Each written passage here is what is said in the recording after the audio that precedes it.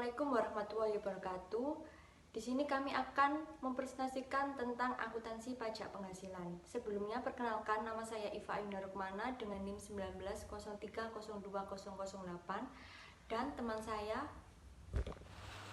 Perkenalkan, nama saya Alfikul Irzar Madini dengan NIM 190302053. Perkenalkan, nama saya Muhammad Rizal Ridho Madani dengan nomor NIM 1903020039. Dalam bab ini, kita akan membahas pedoman dasar yang harus diikuti perusahaan dalam melaporkan pajak penghasilan. Isi dan susunan bab ini adalah sebagian berikut. Akuntansi pajak penghasilan. Untuk susunan yang pertama yaitu ada dasar akuntansi untuk pajak penghasilan. Isinya yaitu jumlah kena pajak masa depan dan pajak tangguhan. Yang kedua yaitu jumlah yang dapat dikurangkan di masa depan dan pajak tangguhan. Yang ketiga yaitu ada penyajian laporan laba rugi. Yang keempat ada perbedaan spesifik. Dan yang kelima ada pertimbangan tarif. Untuk susunan yang kedua yaitu akuntansi untuk kerugian operasi neto. Isinya yaitu ada rugi carry back, rugi carry forward, contoh rugi carry back, contoh rugi carry forward. Yang ketiga yaitu ada penyajian laporan keuangan. Untuk isinya yaitu ada laporan posisi keuangan, laporan laba rugi, dan yang ketiga ada rekonsiliasi pajak. Yang empat yaitu adalah tinjauan metode aset liabilitas. Selanjutnya saya akan menjelaskan tentang dasar-dasar pajak penghasilan. Yang pertama yaitu ada pajak penghasilan, yaitu pajak yang dihitung berdasarkan peraturan perpajakan dan pajak ini dikenakan atas penghasilan kena pajak perusahaan. Yang kedua yaitu ada laba akuntansi, yaitu laba atau rugi bersih selama satu periode sebelum dikurangi beban pajak. Yang ketiga yaitu ada penghasilan kena pajak atau laba fiskal, yaitu laba atau rugi selama satu periode yang dihitung berdasarkan peraturan perpajakan dan yang menjadi dasar perhitungan pajak penghasilan. Selanjutnya yaitu ada pendapatan keuangan sebelum pajak, yaitu laba sebelum pajak bertujuan untuk pelaporan keuangan. Kemudian yang kelima yaitu ada beban pajak atau tax expense atau penghasilan pajak atau tax income adalah jumlah agregat pajak kini, current tax, dan pajak tangguhan deferred tax yang diperhitungkan dalam perhitungan laba atau rugi pada satu periode. Yang keenam yaitu ada pajak kini atau current tax adalah jumlah pajak penghasilan terutang atas penghasilan kena pajak pada satu periode. Selanjutnya yaitu ada kewajiban pajak tangguhan, yaitu jumlah pajak penghasilan terutang untuk periode mendatang sebagai akibat adanya perbedaan temporer kena pajak. Yang terakhir yaitu ada aktiva pajak tangguhan, yaitu jumlah pajak penghasilan terpulihkan pada periode mendatang sebagai akibat adanya. Yang pertama yaitu perbedaan temporer yang boleh dikurangkan dan sisa kompensasi kerugian. Selanjutnya saya akan menjelaskan tentang perbedaan mendasar antara pelaporan keuangan dan pelaporan pajak. Yang pertama adalah laporan keuangan, pedoman dasar yang digunakan perusahaan untuk melaporkan informasi kepada investor maupun kreditor. Yang kedua adalah pengembalian pajak. Perusahaan juga harus mengajukan pengembalian pajak penghasilan berdasarkan pedoman yang dikembangkan oleh otoritas pajak yang sesuai. Oleh karena itu, IFRS dan peraturan pajak berbeda dalam beberapa cara. Maka, pajak penghasilan sebelum pajak dan laba kena pajak pun seringkali berbeda. Akibatnya, jumlah yang dilaporkan perusahaan sebagai beban pajak akan berbeda dari jumlah pajak yang harus dibayar ke otoritas perpajakan. Untuk ilustrasinya sebagai berikut. Tujuan akuntansi pajak penghasilan. Di sini tujuannya ada dua. Yang pertama yaitu akuntansi untuk pajak penghasilan adalah mengakui jumlah pajak yang harus dibayar atau dapat dikembalikan untuk tahun berjalan. Yang kedua yaitu untuk mengakui liabilitas dan aset pajak tangguhan atau konsekuensi pajak di masa depan dari kejadian yang telah diakui dalam laporan keuangan atau laporan pajak. Di sini saya akan menjelaskan mengenai perbedaan temporer yang menimbulkan jumlah kena pajak masa depan dan yang menimbulkan jumlah yang dapat dikurangkan di masa depan. Untuk yang pertama yaitu yang menimbulkan jumlah kena pajak masa depan. Perbedaan temporer atau temporary difference adalah selisih antara dasar pengenaan pajak atas aset atau liabilitas dan jumlah yang dilaporkan atau jumlah tercatat atau nilai buku dalam laporan keuangan. Uang akan menimbulkan jumlah kena pajak atau yang dapat dikurangkan di tahun-tahun depan. Jumlah kena pajak meningkatkan laba kena pajak di tahun-tahun depan. Jumlah yang dapat dikurangkan akan mengurangi laba kena pajak di tahun-tahun depan. Untuk yang kedua yaitu yang menimbulkan jumlah yang dapat dikurangkan di masa depan. Jumlah yang dapat dikurangkan dapat terjadi dari pengembalian pajak di masa depan. Jumlah dikurangkan di masa depan ini menyebabkan laba kena pajak kurang dari laba sebelum pajak di masa depan sebagai akibat adanya perbedaan kontemporer. Selanjutnya yaitu penyajian beban pajak penghasilan dalam laporan laba rugi. Situasi yang terjadi akan mempengaruhi apakah perusahaan harus menambahkan atau mengurangkan perubahan pajak penghasilan tangguhan ke atau dari utang pajak penghasilan dalam menghitung beban pajak penghasilan. Misalnya, perusahaan menambahkan kenaikan liabilitas pajak tangguhan ke utang pajak penghasilan. Di sisi lain, perusahaan mengurangkan kenaikan aset pajak tangguhan dari utang pajak penghasilan. Ilustrasi 19.20 digunakan untuk menghitung beban atau manfaat pajak penghasilan. Ilustrasi 19.20.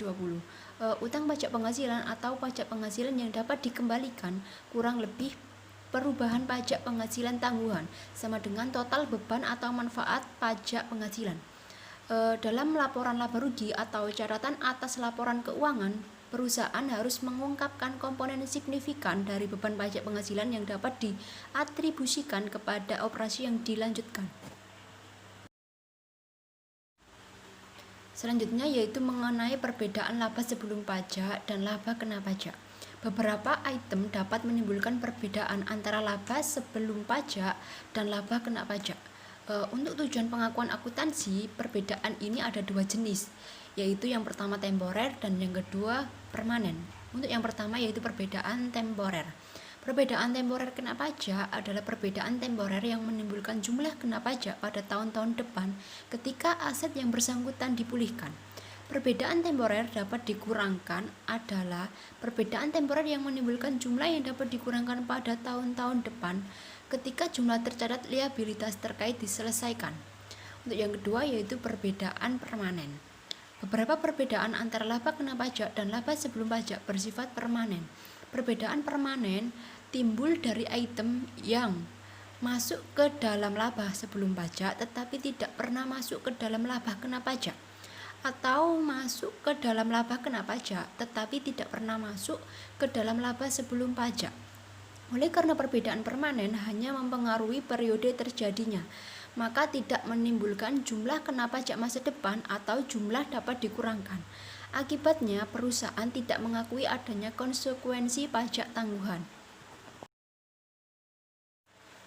Selanjutnya yaitu pertimbangan tarif pajak.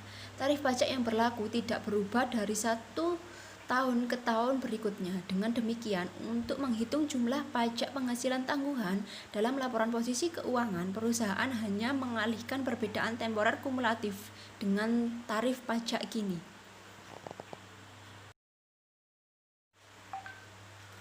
Selanjutnya yaitu mengenai akuntansi untuk rugi operasi neto. Rugi operasi neto untuk tujuan perpajakan terjadi ketika biaya yang dapat dikurangkan dari pajak melebihi laba kena pajak. Beban pajak yang tidak adil akan terjadi jika perusahaan dikenai pajak selama periode yang menguntungkan tanpa menerima keringanan pajak selama rugi operasi neto. Selanjutnya yaitu mengenai akuntansi untuk rugi operasi neto. Yang pertama yaitu kerugian carryback. Dengan menggunakan kerugian carryback, perusahaan dapat membawa rugi operasi neto 2 tahun ke belakang dan menerima pengembalian pajak penghasilan yang dibayarkan pada tahun-tahun tersebut. perusahaan harus menggunakan kerugian tersebut pada tahun sebelumnya dan kemudian ke tahun kedua. Jika masih ada kerugian yang tersisa setelah carryback kedua tahun, perusahaan dapat meneruskan kerugian yang tersisa tersebut sampai 20 tahun ke depan untuk menyaling hapus laba kena pajak di masa depan. Oke, di sini saya akan meneruskan penjelasan dari teman saya, Dini, yaitu untuk akuntansi untuk rugi operasi neto. Yang kedua ada kerugian carry forward. Perusahaan dapat melepas kerugian carry back dan hanya menggunakan opsi kerugian carry forward atau loss carry forward untuk menyaling, hapus, atau offset laba kena pajak di masa depan sampai 20 tahun. Sebagai contoh, perusahaan menggunakan carry forward untuk menyaling hapus laba kena pajak di masa depan. Pengaruh pajak dari kerugian carry forward tersebut merupakan penghematan pajak di masa depan. Realisasinya, manfaat pajak di masa depan bergantung pada laba masa depan yang tidak pasti. Oke, selanjutnya ada penyajian laporan keuangan. Dalam penyajian laporan keuangan ini dibagi menjadi 3. Yang pertama ada laporan posisi keuangan, yang kedua ada laporan laba rugi, dan yang ketiga ada rekonsiliasi pajak. Dalam laporan posisi keuangan ini, perusahaan mengklasifikasikan piutang atau utang pajak sebagai aset lancar atau liabilitas jangka pendek. Yang kedua ada laporan laba rugi. Pendekatan dalam laporan laba rugi ini dialokasikan pajak antar periode. Selain itu, komponen beban atau manfaat pajak dapat mencakup antara lain, yang pertama ada beban atau manfaat pajak kini, yang kedua setiap penyesuaian yang diakui dalam periode pajak kini pada periode sebelumnya. Yang ketiga ada jumlah beban atau manfaat pajak tangguhan sehubungan dengan organisasi dan perbaikan perbedaan temporer. Yang ketiga ada rekonsiliasi pajak. Ganti slide. Oke, selanjutnya kita akan membahas tentang tinjauan metode aset liabilitas. ISB percaya bahwa metode aset liabilitas atau kadang-kadang disebut sebagai pendekatan liabilitas ini adalah metode yang paling konsisten untuk menghitung pajak penghasilan. Salah satu tujuannya ialah untuk mengetahui jumlah pajak yang harus dibayar atau dapat dikembalikan untuk tahun berjalan. Tujuan keduanya ialah untuk mengetahui liabilitas dan aset pajak tangguhan untuk konsekuensi pajak masa depan atas kejadian yang telah diakui dalam melaporkan keuangan atau laporan keuangan. Kemudian kita akan membahas tentang prosedur metode aset liabilitas. Dalam mengidentifikasi jenis dan jumlah perbedaan temporer dan carry forward yang ada, dibagi menjadi 2. Yang pertama ada mengukur aset pajak tangguhan atas perbedaan temporer yang dapat dikurangkan dan kerugian carry forward atau gunakan tarif pajak yang berlaku. Yang kedua ada mengukur liabilitas pajak tangguhan atas perbedaan temporer kena pajak atau gunakan tarif pajak yang berlaku. Dalam mengukur aset pajak tangguhan atas perbedaan temporer yang dapat dikurangkan dan kerugian carry forward gunakan tarif pajak berlaku dibagi menjadi salah satunya tidak mengakui beberapa atau sebagian aset pajak tangguhan jika besar kemungkinan manfaat pajak tangguhan tidak akan terrealisasi. Pada laporan posisi keuangannya, yaitu melaporkan jumlah tidak lancar neto. Pada laporan laba ruginya, melaporkan beban atau manfaat pajak kini dan beban atau manfaat pajak tangguhan dan total beban atau manfaat pajak. Selanjutnya kita akan membahas tentang prinsip dasar metode aset liabilitas. Dalam menerapkan tujuan dari metode aset liabilitas ini, perusahaan menerapkan beberapa prinsip dasar. Yang pertama ada liabilitas atau aset pajak kini diakui karena taksiran pajak yang harus dibayar atau dikembalikan pada saat pengembalian pajak selama 1 tahun berjalan. Yang kedua ada liabilitas atau aset pajak tangguhan diakui karena taksiran pengaruh pajak di masa depan yang dapat didistribusikan ke perbedaan temporer dan carry forward. Yang ketiga ada pengukuran liabilitas pajak kini dan tangguhan didasarkan pada ketentuan undang-undang perpajakan dan yang berlaku. Dampak perubahan masa depan dalam undang-undang perpajakan atau tarif pajak tidak diantisipasi. Yang keempat ada pengukuran aset pajak tangguhan berkurang jika diperlukan dengan jumlah manfaat pajak tidak diharapkan dapat direalisasikan atau berdasarkan bukti yang ada.